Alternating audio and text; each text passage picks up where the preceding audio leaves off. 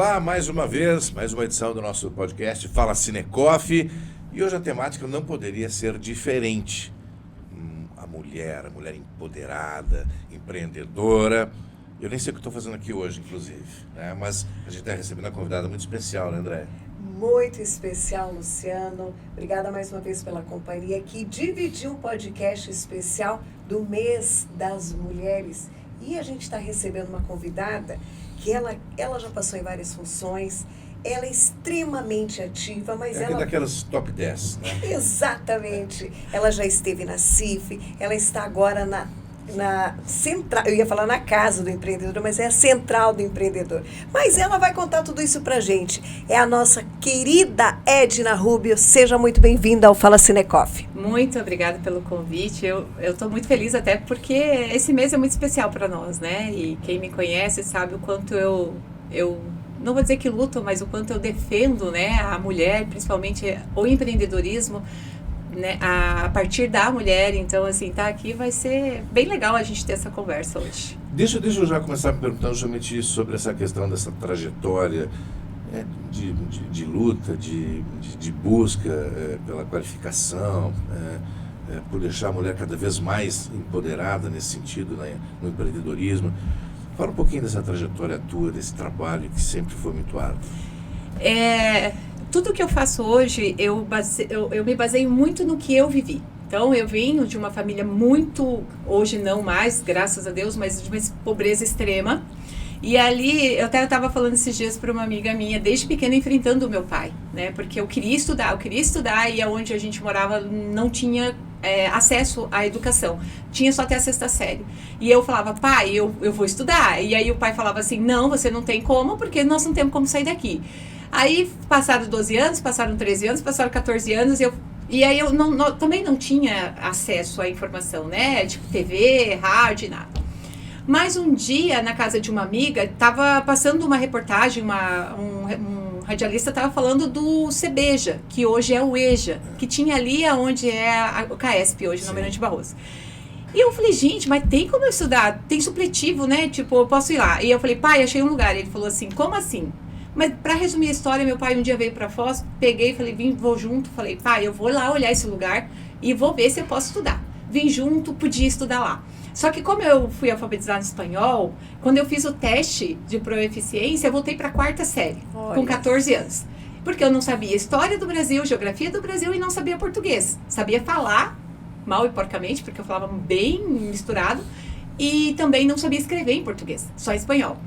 E aí eu falei assim pra senhora, lembro até hoje, assim, da fisionomia dela, eu falei, eu vou fazer igual. Levei já fiz minha matrícula, levei os livros pra casa, e aí foram, assim, 2 anos e meio, 3 anos, estudando em casa e vindo fazer as provas quinzenais ali no CEBEJA. E aí eu terminei da 4ª à 8ª série.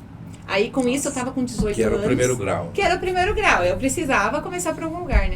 18 anos... Eu falei, pai, agora eu preciso dar continuidade. E aí ele falou, não tem o que fazer, você não vai morar em Foz sozinha. Veio a filha de um fazendeiro lá nessa região e me convidou para ir trabalhar na casa dela de doméstica para eu ir fazer o 2º grau. E assim, eu já era maior de idade, meu pai não tinha como, né, dizer que não. Ele disse que não, eu falei que não ia ficar. E fui para Porto Alegre. Lá eu fiquei, fiz o primeiro, segundo, terceiro ano do 2º grau, supletivo também, trabalhando de doméstica. E entrei na faculdade. Tentei direito, que era o que eu mais queria na minha vida, não consegui, e fui para pedagogia. Que eu falei, vou fazer pedagogia, me trabalho e pago a minha faculdade de direito. E na primeira semana de aula, meu pai me liga, nós somos em 7 irmãos, né? Que ainda até hoje eles moram lá nessa região no Paraguai. E o meu pai falou, Edna, descobri que estou com câncer e você precisa voltar para casa. Porque dos 7, você é a única que está longe, eu não sei quanto tempo de vida eu tenho. Ai, meu Deus. E aí eu voltei. Larguei tudo e voltei. Fiquei mais 2 anos no Paraguai com meu pai. Ele não se curou, mas se recuperou bem. E aí voltei, mas aí vim morar em Foz, porque ele pediu para não ficar longe dele, né? Porque é a situação da doença. E estou em Foz até hoje. E é ali que eu comecei tudo, o meu processo de trabalho. E depois casei, tive um filho, não deu certo. Tive depressão pós-parto. E aquela história que todo mundo já sabe de superação, né? Porque eu fiquei em depressão profunda por 3 anos. Tentei suicídio por 3 vezes. Acho que Deus falou, não tá na hora, você precisa ficar aqui, porque tem muito o que fazer, né? E eu não vejo isso como uma coisa ruim, sabe? Às vezes as pessoas falam assim, nossa, mas tentou suicídio? Eu falei assim, gente, mas eu não vejo como ruim. Eu vejo que isso foi o que me fortaleceu para eu fazer o que eu faço hoje, ser quem eu sou hoje, Não só né? isso, pela tua história, e que eu não conhecia, né? Eu acho que pouca gente conhece também. Eu coloco algumas coisas nas minhas redes sociais, assim, até para poder ajudar outras mulheres a ver que, né, não é só elas, não sou só eu, são várias, mas é a possibilidade da gente mudar tudo isso. Quem conhece a Edna nem imagina, né? Porque ela é sempre alto astral, ela fala alto, assim, e ela chega chegando, e ela é sempre muito receptiva com todo mundo. Então, olha, são histórias, são exemplos. Mas ela falou assim, a questão do suicídio, não é só isso, é toda a tua história. Exatamente. Você está falando toda a tua história. É todo um processo de superação, né? Porque quando eu cheguei nesse processo, porque a depressão, gente, é algo que não só mulheres passam por isso, né? Homens também. E o meu pai também, quando ele descobriu a doença, quando a doença voltou e voltou muito forte, ele entrou em depressão. Então eu ficava assim, meu Deus, eu consegui sair disso sem remédio, sem um psicólogo, porque não tinha condições de ter acesso a isso. E com a minha força, né, de acreditar que Deus poderia me ajudar com isso, porque eu sou muito crente a Deus, e como é que eu não estou ajudando meu pai, sabe? Eu ia lá, conversava, falava, pai, isso vai passar e tal, e eu não consegui tirar meu pai da depressão nesse período que ele ficou, que foi um período bem extenso. Ele já faleceu faz 3 anos, né, com a doença, e como ele, várias outras pessoas que eu conheço que têm depressão. E eu falo, gente, como que eu não estou conseguindo tirar eles desse processo? Mas é um processo de cada um, interior, sabe? Né? É o interior de cada um. E assim, o que a gente pode fazer nesse momento é tentar só mostrar para eles que é possível, sabe? Você consegue passar por isso se você acreditar que é possível. Então, essa parte da depressão, ela foi bem doída. Eu falo que depois que você conhece o fundo do poço, nenhum outro lugar é difícil para você, porque é horrível estar lá, não é fácil. Você é uma pessoa que, assim, que transborda energia positiva, transborda uma credibilidade na tua fala, na tua profissão, no teu dia. Quem te conhece, assim, mesmo que de forma superficial, é notório, isso na tua fala, é muito forte. Exatamente. Isso. Sempre foi isso? Sempre foi. Eu tinha 5 anos e eu não deixava meu pai ter a última palavra. Meu pai falava, fica quieta, Edna. Eu falava, tá bom, pai, eu já tô quieta. Eu falei pra você não falar, tá bom, pai. Edna, não fala. Tá, pai, não vou falar. Então eu não deixava. Mas assim, eu sempre enfrentei, sabe, essa questão da força feminina, eu sou irmã de 5 irmãos homens. Maravilhosos. Acho que eu tenho os melhores 6 irmãos da vida, né? Porque eu tenho uma irmã e 5 irmãos. Mas vocês sabem como que é você crescer numa casa com um pai, claro, que tem né, italianão, meio assim, e 5 irmãos homens. 3 desses mais velhos do que eu. Sim. E aí na escola, né? Todo mundo querendo mandar em você. E por que hoje, olha como tem muito a ver o que eu trabalho hoje com as mulheres. Por que hoje eu defendo muito? Porque a gente tem que tirar da humanidade esse negócio de que a mulher nasceu para servir. Nós não nascemos para servir. Claro. E nós também não nascemos para ser só servidas. A gente nasceu para ter igualdade. Exatamente. É só isso que eu Respeito luto. E igualdade. Respeito e igualdade. Eu sempre falo, vocês podem ver, e agora voltando para a pauta do empreendedorismo, que é onde eu atuo, e olha, gente, eu nem tenho empresa. Aliás, eu tenho uma, mas é de consultoria, então não é de produto e sim. Como que a gente faz dentro de uma instituição, de uma empresa, que geralmente 90% dos cargos as mulheres estão servindo, ou servindo um café, ou limpando o chão, ou fazendo um trabalho somente administrativo. O levantamento está aí, eu não preciso ficar aqui provando nada para ninguém. Aonde que está a mulher dentro do poder decisório? E me diz, vamos estar nós dois aqui, somos, né, homem e mulher. Dentro da nossa fisiologia, você é muito mais forte do que eu. Tem nem comparação, até porque olha o seu tamanho. O homem, ele já nasceu com a pele mais grossa, porque você aguenta um sol mais quente do que eu. Agora, dentro da parte intelectual, você é melhor do que eu? Claro que não. Então, é isso que os homens têm que entender. Nós somos iguais dentro do conhecimento, das habilidades. Não, mas você é muito mais do que eu mesmo. Nossa, não. E é isso que às vezes a gente, quando luta um pouco, que nem o dia 8 de março, né? Para muitos esse papinho do Dia das Mulheres. Mais uma data. Por que os homens não têm a data deles?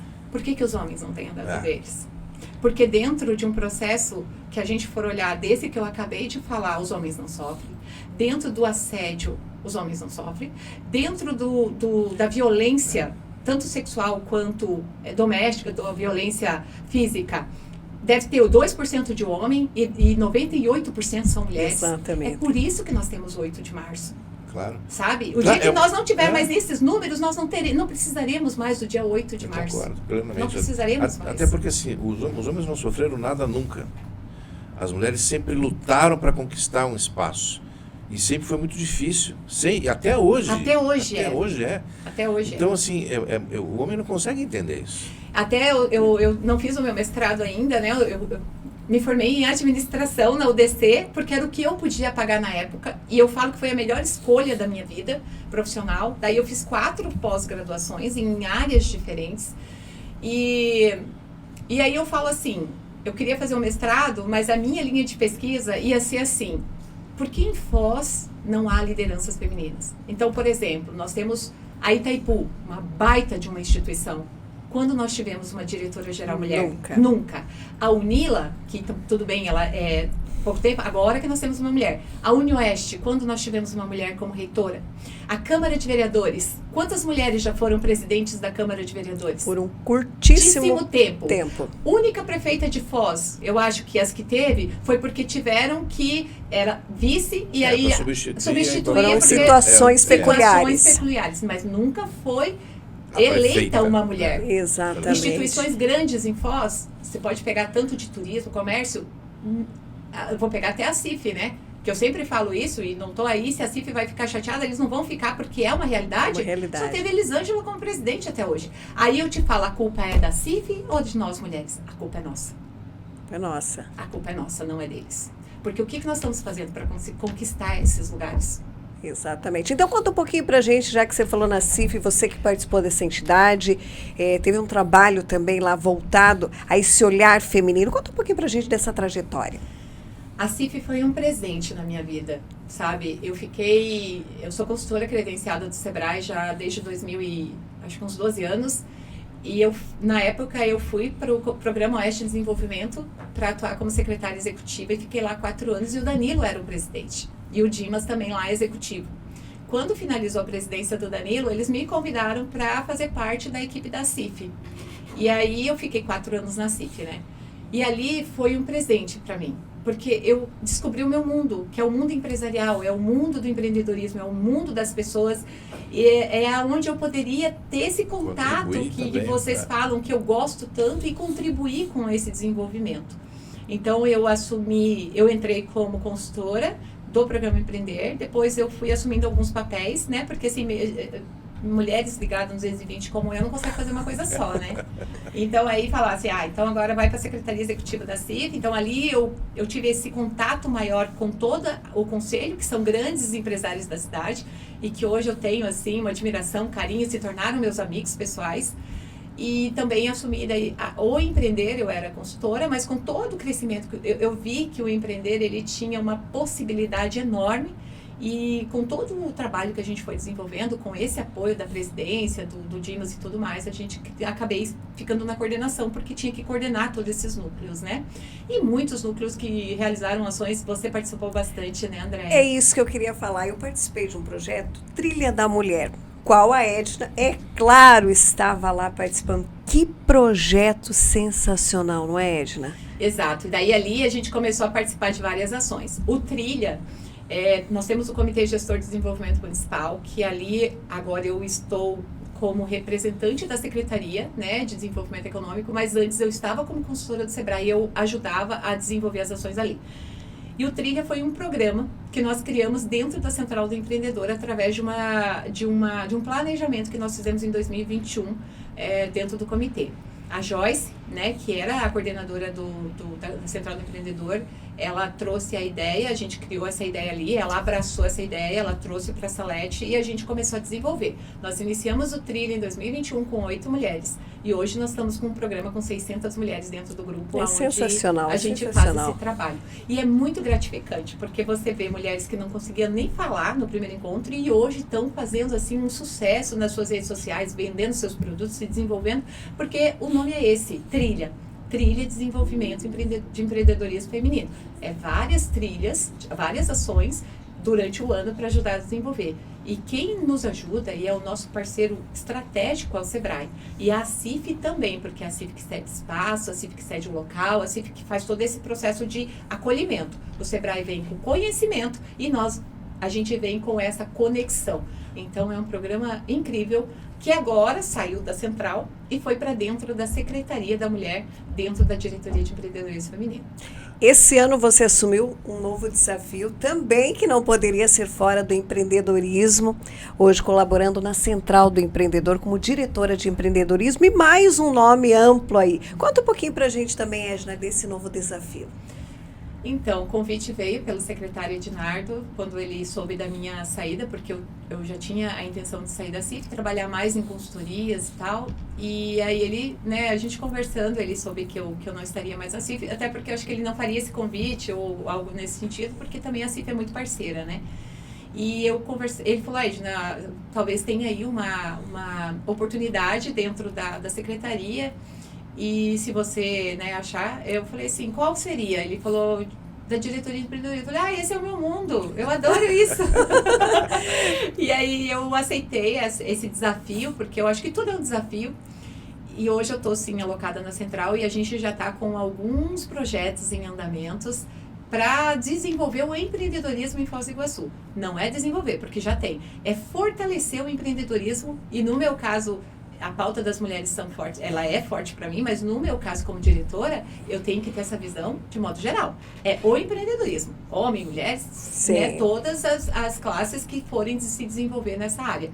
Então hoje eu estou ali, fico dentro da Central do Empreendedor, ele é o meu local de trabalho, mas também como diretora eu tenho a minha responsabilidade do Banco do Empreendedor e a gente vai trazer aí um outro projeto que está relacionado, que é o escritório de compras públicas que a gente precisa desenvolver em Foz. Que tipo fortalecer. De projeto dá para a gente falar ainda? Então, eu tenho lá, ainda não tiramos totalmente... Dá para dar um spoiler. Eu vou dar um spoiler. Tem ali um projeto que eu já escrevi, entreguei para o secretário, que é Foz Empreendedora 360. É o 360 graus. É você trabalhar ela num todo. Então, o empreendedorismo nas escolas, nos MEIs, nos grandes empresários, na parte pública, nas instituições, nas parcerias. Então, você trabalha o empreendedorismo, sabe, de forma geral dentro da cidade. Por isso, Foz Empreendedora. Porque, é claro, esse nome pode mudar, mas essa é a linha de atuação desse programa. Então, e dentro dele a gente desenvolve várias ações. Comitê Gestor de Desenvolvimento Municipal, Central do Empreendedor para os MEIs, Escritório de Compras Públicas, Acrédito aos Empreendedores, palestras, feiras, ações, tudo é um leque de ações. E isso sempre no 360, né? Nunca deixa eu só te perguntar uma coisa. Você não acha que... Porque a palavra empreendedorismo, ela é recente, na verdade, né?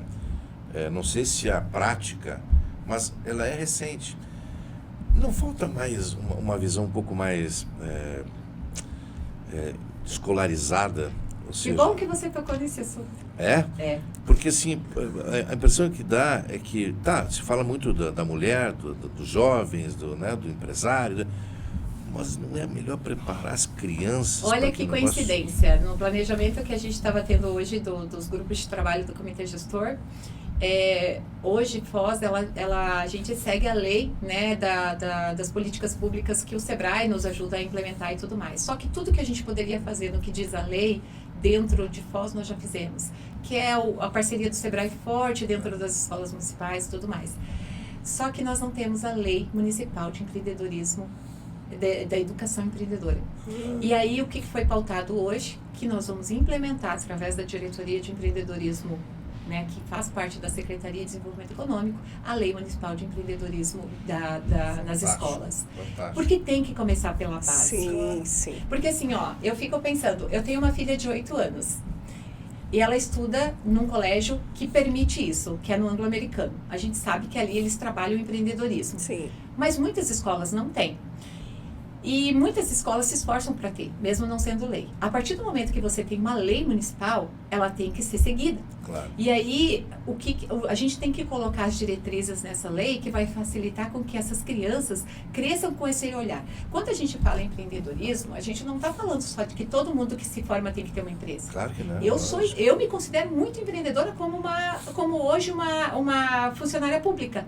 Você entende? Sim. Porque a forma como eu atuo me faz fazer coisas diferentes, Sim. com mais Estimula, habilidades e estimula a fazer as coisas. Não quer dizer que o fato de você se formar com uma visão empreendedora, você tem que ter uma empresa. Óbvio que se você quiser, né, vai estar preparado. Mas você tem que ser um gestor empreendedor, um funcionário empreendedor, uma dona de... Se você é uma faxineira, você tem que saber fazer aquilo muito bem feito, com habilidade, e que te ganhe tempo para você também poder desenvolver aquilo de uma forma E diferente. com visão, né? Visão de crescimento sempre, né? Eu acho que o segredo é esse, é uma visão diferenciada, e você sair um pouco daquela caixinha, né? Que antigamente as pessoas estavam muito...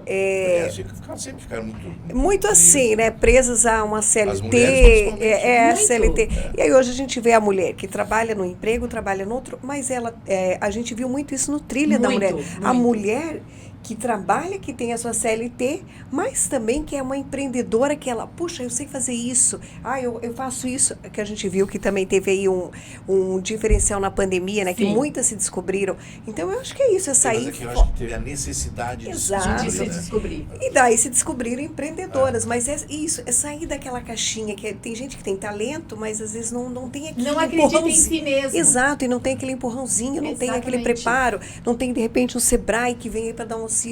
Como fazer, de que forma fazer? Eu sempre falo, quando a gente puxa a pauta de empreendedorismo, as pessoas às vezes não têm ideia do quanto isso transforma a vida das pessoas. Eu vou dar um exemplo. Uma mulher, ela sabe costurar muito bem. Mas ela fica dentro de casa, coada, às vezes, né, agora puxando um pouco mais essa parte social e também da violência, por um marido que a coa, que não deixa, que não sei o quê. E aí ela não tem um ganho financeiro. E o que acontece? Ela fica submissa a esse homem porque ela não tem como ela ter o seu, né, custear a sua vida e nem os seus filhos. A partir do momento que a mulher tem a possibilidade de se autossustentar, ela não vai mais aguentar esse tipo de coisa. Você entende? Por quê? Porque ela vai se automanter financeiramente e ela não vai precisar de um provedor. Quando esse cara é o seu único provedor, ele se acha no direito de fazer com ela aquilo que ele quer. Infelizmente, a gente ainda tem essa visão machista e não é pouca, é muita. É muito. E muitas vezes você tem que fazer um trabalho para mudar a cabeça da mulher, porque ela acha que isso é certo. Você entende? E aí tem o trabalho maior, muitas vezes, é de você transformar a forma como a mulher pensa e não como o homem pensa. Porque quando ela mudar a visão dela, ela não vai mais se submeter a isso. Claro. Enquanto ela tiver com essa visão, ela vai achar que aquilo é normal e aquilo não é normal. Então, assim, eu sempre falo, eu estou fazendo a minha parte. A minha filha tem 8 anos. E o que eu quero deixar para ela? O que eu quero que ela seja? Então, eu sempre... Hoje eu trabalho para desenvolver isso em muitas mulheres, mas também no local onde eu estou inserida, através de hoje de uma pasta que eu carrego, mas também falo para ela isso, né? O que você vai querer ser? Eu falei, olha, ela tem só 8 anos, gente, mas eu falei, olha, papai manda em você hoje, mamãe também. Manda no sentido de que você tem que seguir as regras até você ter a sua maioridade. E a gente vai te orientar para quando você for maior de idade, você ter a tua autonomia. Mas se você não mudar, se você achar que você ser mandada é normal, depois você vai casar e o seu marido vai mandar em você. Ou você vai para uma empresa e vai ter alguém mandando em você. Você como ser humano, como mulher ser humano, quando você vai ter autonomia para se mandar? Se sempre a vida toda alguém vai mandar em você. Gente, nós não nascemos para isso. O que assim, eu mesmo sendo homem, assim, eu fico muito feliz em ver que as universidades, enfim, nas escolas, eu vejo muito mais mulheres hoje em dia... Dentro das salas de aula. Do que homens. Do que homens.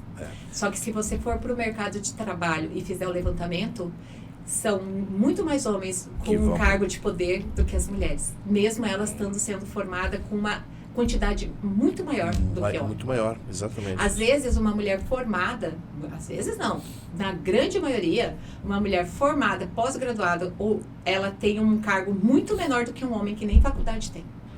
Infelizmente, esse é o nosso... Tem muita coisa para mudar aí.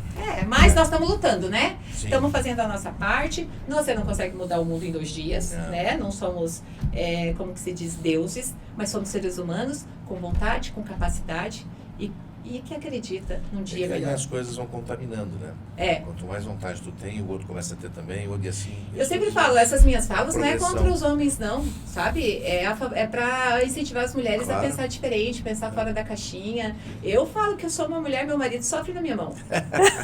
Ele sabe disso. Eu também. O meu também. Eu sou uma mulher difícil de ser liderada, de ser comandada. Quer dizer, nem sou comandada. Não tem nem como me comandar. Mas eu tenho um respeito enorme por ele, como meu esposo, como pai dos meus filhos. E que se ele não fosse esse grande marido, eu não faria metade do que eu faço. Verdade. Entende? Verdade. Então a gente tem que valorizar todos os lados, né? Não, mas lá em casa é assim, a última palavra é minha sempre. Sempre. Tá bom, Andréia?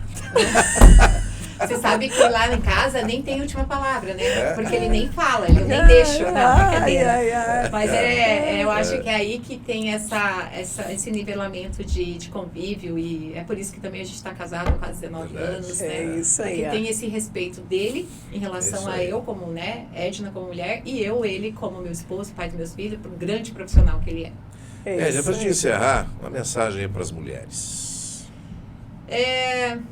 Acreditem mais em vocês, sabe? Não deixe que as pessoas digam que vocês têm capacidade para fazer. Façam, mostrem. Se eu tivesse ficado lá atrás esperando que alguém me dissesse o que eu tinha que fazer, eu não estaria fazendo o que eu faço hoje. E eu posso garantir para vocês, isso aqui não é metade de onde eu quero chegar. Eu sei onde eu quero chegar e como você mesmo falou, eu nunca vou chegar pisando em ninguém, eu nunca vou chegar humilhando ninguém.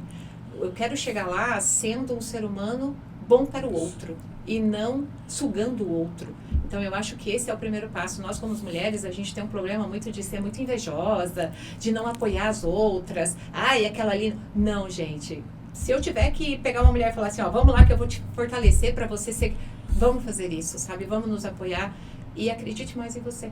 Sempre. É por isso que a gente te admira demais. Exatamente. Que assim seja, Edna, para nós, para todas as mulheres que nos assistem hoje aqui, que essa mensagem chegue a muitas mulheres, que elas possam ter força para lutar e seguir em frente. Chegar onde quer. É isso aí. Edna, obrigado de coração mesmo. Obrigada a você. Cheio pela tua participação, por ter aceitado o nosso convite e, assim, uma homenagem muito especial a todas as mulheres. E o dia 8 deixe um dia de existir. Só isso que eu tenho para dizer. Ele não precisaria mais se a gente não tivesse que lutar. Mas o dia ele não será mais lembrado no nosso calendário. Nós seremos todos iguais. É isso aí. É isso aí. Edna, obrigada mais uma vez e até a próxima, porque vai ter muitas novidades aí pela frente, tenho certeza. Obrigada, pessoal.